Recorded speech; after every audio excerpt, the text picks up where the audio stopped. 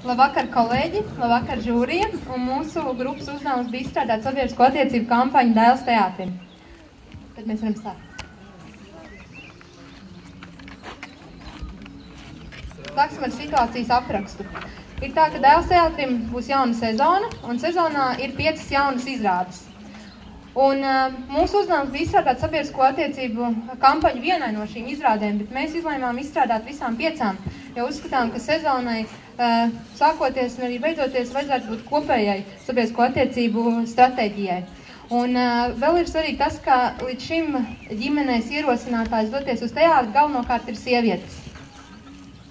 Tātad kampaņas mērķis ir paplašināt skatītāju loku, it īpaši veicināt to, lai vīrieši būtu tie, kas vēlētos un būtu iniciatori biļešu pirkšanai, un lai viņi vestu savu ģimeni uz teātri. Tā arī viens no mērķiem ir popularizēt Dēls teātra jaunās izrādes, kas ir šīs 5, kā arī veicināt teātra atpazīstamību. Jā, un kopumā mēs tā spriedām, ka mēs vēlētos procentuāli piesaistīt 50% vīriešus un 50% sievietes. Jāpiemina to, ka, kā zināms, vismazāk ir tieši vīrieši, kas šīs biļetes nopērk, tādēļ mēs vēlamies panākt vienādu šo sadalījumu. Un mūsu stratēģija būtu autosezona Dēls teātrī, kas būtu idejiski pārnesta no vasaras laika, kad mašīnas un autosezona ļoti aktuāla, uz rudens laiku, un idejiski viņi ienes tā kā teātrī. Kas jāpiemina arī to, ka auto ies nepārtraukti visas kampaņas laikā, tiks piesaistīts, un arī idejas, arī visi notikumi tiks virzīti caur auto. Jā, tad visu sezonu tā auto tematika nāks līdzi. Un taktika būs tāda, ka mums ir plānots pats pirmais atklāšanas pasākums, kas notiks Gross autoservisā, kur tiks aicināta mēdīju transporta daļa un galvenie redaktori un žurnālisti uzzināt par jaunumiem un sezonas atklāšanas notikumiem tieši šajā autoservisā. Un vēl svarīgi ir tas, ka galvenais šīs autoservisa vadītājs būs galvenais režisors Džilingers, un viņš sniegs arī intervijas, ko līdz šim viņš presē darījis ir ļoti maz. Un arī aktieri tiks iesaistīti šajā servisa dienā, jo visas izrādes ir saistītas ar tādām kā kurioziem un pārģērbšanām, un arī aktieri tiks pārģērbti par primadonnām un Melinām un Džulietām un Trīnēm, un veiks aktivitātes un arī apkalpos auto klientus, kas būs ieradušies uz šo pasākumu. Kā arī viena no aktivitātēm ir maketu izvietošana, automašīnu maketu izvietošana uz Dēls teātra jumta.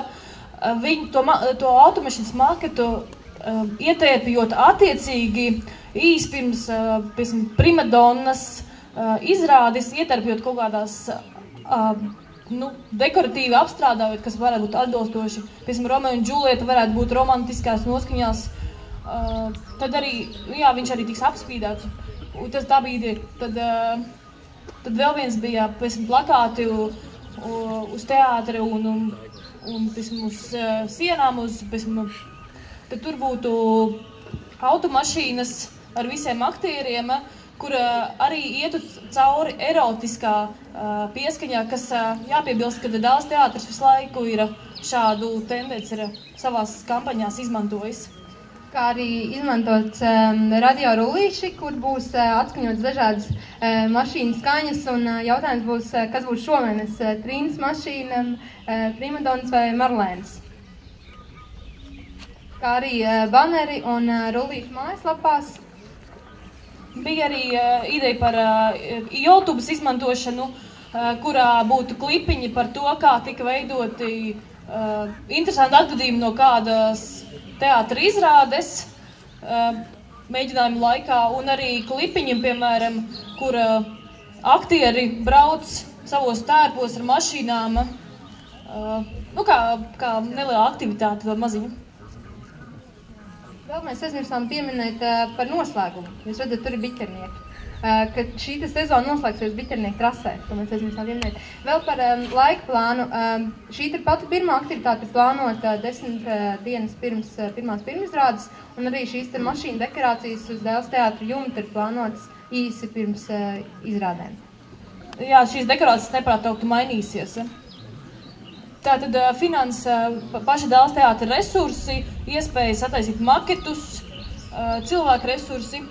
Piemēram, sadarbības partneri mēs piesaistīsim ar šķērsvirzīšanu, jeb cross-promotion, kas būtu, piemēram, ar Gross Auto, tad ar žurnālu Santu, jo tieši Marlēnas izrādēja, tā tika veidota sadarbībā ar Santu, kurai paliek 20 gadu jubileja.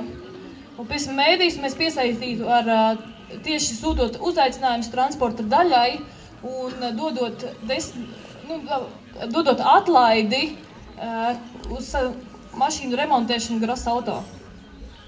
Tad arī sadarbība Michelin un Biķernieku trasei, un jāpiebilst to, ka sadarbības partneri paši būtu ieinteresēti, un viņiem tas arī būtu izdevīgi.